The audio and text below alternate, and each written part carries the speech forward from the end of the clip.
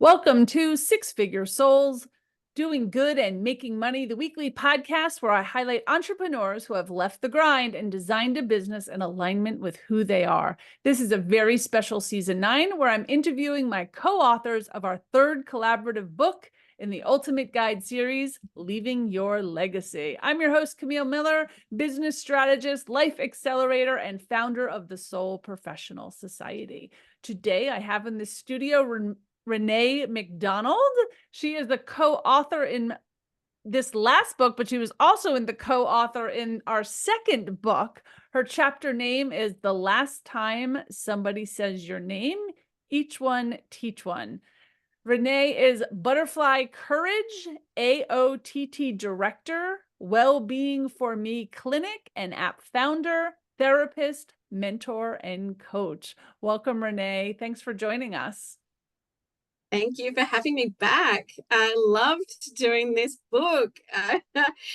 Thank you for having me on the book. Thank you for having me back on the podcast. Yeah. Thank you. So I always love to open the podcast with a little bit about you. Can you tell us or tell the listeners about you, what you do, what all that means beyond the mentor and the coach? Yeah. Yes. Okay, so I've been running a private practice, Butterfly Courage, for all these years since about 2006. So that's what Butterfly Courage is, but also Butterfly Courage, I've trademarked, and I bring that almost like that into the way I work with people now. Hence me trademarking, and I'm effectively, Renée McDonald, having this trademark as my way of being. So that's one thing. Then AOTT is online therapy training for people. If you're interested out there, I do, like if you're wanting to get in the online space, I train therapists and coaches to move their work online. So it's a big part of my business. And at the moment, I am actually training therapists to become coaches, and I have the capacity to help people get into ICF membership. So that's that. I'm also a mentor, clinical supervisor, and a PACFA clinical member as well, which is just counselling and psychotherapy. So I do that as well. This, I guess you could say, multiple hats, but really at the end of the day, it's Renée, can you help me? And usually the answer is yes. So yeah. I love that. I love that. Can we brag about the award that you just won? Yes, of course. Do you want to tell us what that was? Or okay, yes. So I have got Clinic Manager of the Year in the International Association of Top Professionals, where I will be going in December to collect that award in Nashville. All things going well, of course. But otherwise, regardless of whether I go to the gala award dinner or not, I've won that award. So either I go in person to collect it or they send it to me, either way. But I'm hoping, cross my fingers, to go to Nashville. Yeah. We hope you come and visit as well. Yeah. Awesome. Congratulations on that and all that you've been doing. That is amazing. Thank you. So let's talk a little bit about your chapter. This is the second time that you've written for us. And this chapter is called The Last Time Someone Says Your Name, Each One Teach One. Big lessons there. Do you want to tell us a little bit about what you wrote about, what your chapter kind of entails without giving it all away? Yeah. So when I think of legacy, I think, what are we leaving behind? That's the key probably for all people who are reading this book and who are working in the area of personal growth, spiritual practice, even with our families, our friends. What are we actually leaving behind? Generally speaking, we want to leave a good legacy, but sometimes we might not. But regardless, what are people going to say when you pass on? That's the question. Agreed. And just a lot of personal struggles recently has got me really thinking about this. And regardless of whether or not we leave a good impression, it's, do we leave a lasting impression? And is it for the good of all? That's the question. And what's worth fighting for? and what's not worth fighting for. And I think that's at the heart of why I wrote the chapter the way that I did. Yeah. And so what kept, I often get downloaded, I know we can talk about that, about how I need to write. And one of those things was related to my life has been a long series of lessons where I'm standing on the shoulders of giants, and someone has picked me up either when I'm down or even when I'm even feeling okay, but just to recorrect me or redirect me, where they've just taught me that one little thing that has just gone, oh, right. Because I've never said myself that I've just done everything on my own. Often I'm doing things on my own. But when I feel myself being like really, oh, this is so hard, somehow, magically, around the corner, someone shows up. I don't know how that works. But for a lot of people, that's not been the case. But it's like they've been divinely guided to just knock on my door when they did. One example is a girlfriend who I've been friends with for about 15, maybe 16, 17 years, just showed up again in my life after we didn't talk for a few years. And not for no other reason other than just lives are busy and we were raising our kids. Yep. She showed up at the very moment I needed her. Wow. Yeah. Incredible. Mm. Yeah. And do you attribute it to just your energy being out there and being able to receive in such a way? So interesting. I think it's a combination of a number of different things. Without kind of going somewhere else entirely, but still needing to mention it, serious near-death experiences that I've had that have come back from, gone to the edge and come back from, has taught me about this too. And that I believe I now walk to a different beat. Mm. And that gets me into trouble in some places, but it means I experience radically new things in other places. And often people say to me, I want what you've got. So the word that I think of now when you're saying it this way is it's authenticity. You're being you.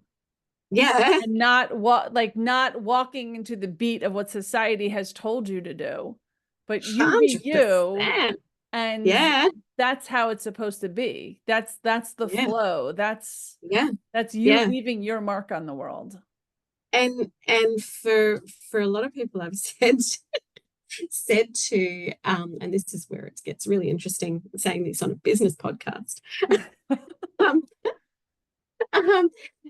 Said to a number of family and friends over the years, well, if they don't like me, that's okay. I don't care. I'll stick my finger up at them and keep going my own way anyway. Yeah. But that's power.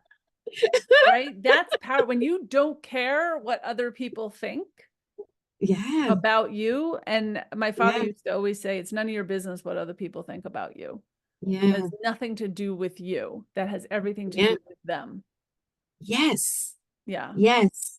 Yeah. And being able to be in that space of just, I'm me, this is who I am, accept it or don't accept it, but I don't care either way. Yeah. Right. You either want to be around me or you don't. Yeah. And I think that's beautiful. There was a coach, and I actually talked about him in the same book. I actually had a dedication page and said in high school, my softball coach acknowledged that I walked to a different drum beat. But he did it in a way that said, like, you are so special and you are so different. Like, don't stop walking to that different drum beat. Like, you be you. Right. And it was almost like getting permission at a young age just to be kind of a little offbeat. Yeah. Right? Which has totally served me because that's clearly my entire career. Right. Yes. I literally say I help people that walk to a different drum beat. Yeah. And isn't that fascinating? So that's it, isn't it? That's it. Yeah. Yeah. Mm. So I want to ask, with this particular book, Leaving Your Legacy, it's Yeah. the end of our series. You were part Yeah. of our second book that Yeah. was How to Be a Successful Soul Professional. And this one's the last Yes. one, called Leaving Your Legacy. What made you Yeah. decide to be a part of this book? When I was trained in therapy, we always talked about legacy. But the Okay. other thing, the last 4 to 5 years in the world has taught me is I need to leave my legacy. Don't you think everyone leaves a legacy, though? It's just maybe not intentional. Mine's intentional. So Yes. Well, here's that's the thing. whole idea of the book. Make Yeah. sure it's intentional, Yeah. but Yes. yeah. Yes. Yes. And so, but here's the thing, when people don't think about their legacy, Right. then they go around blind to their impact on others and can't see the other side of the fence. Yeah. Or they think legacy means big and bold and you go down in history books. Where legacy could just be your small group of people, your community, your church, your friends, Yep. your, Yep. teachers, your students, Yep. whatever it is.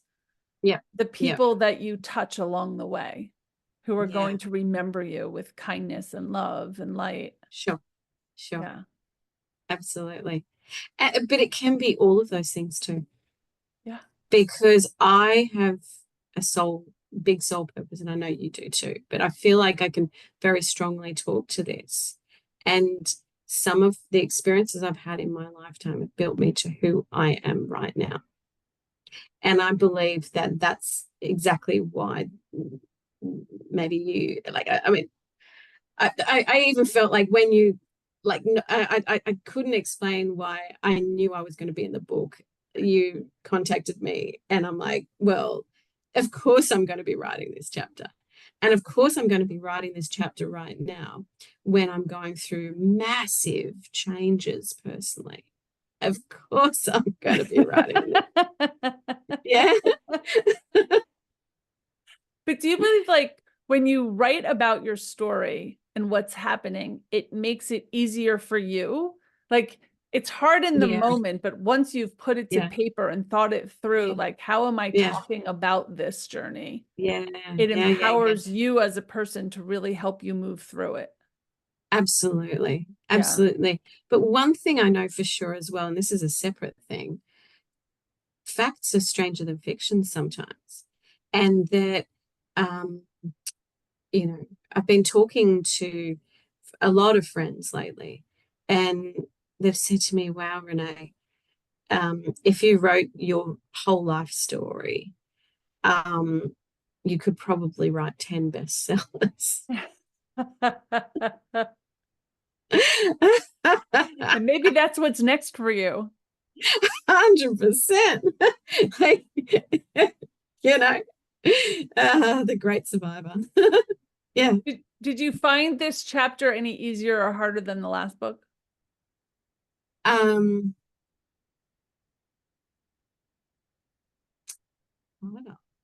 Harder? And I think that's what stopped me. Yeah. Because I was in the midst of stuff. Yeah. And so it was like, oh my God, I've got to write this now. And I'm literally crying. Yeah. Yeah. It was very inspirational chapter. Very inspirational. Yeah. I think all the chapters of this book have, I'm always in wonder and awe, like literally. I do not read the chapters until everyone has signed off. Yes. So I literally don't know what all my co-authors are doing. All I see cool. is I see the chapter title that everyone chooses, and that's it. Yeah.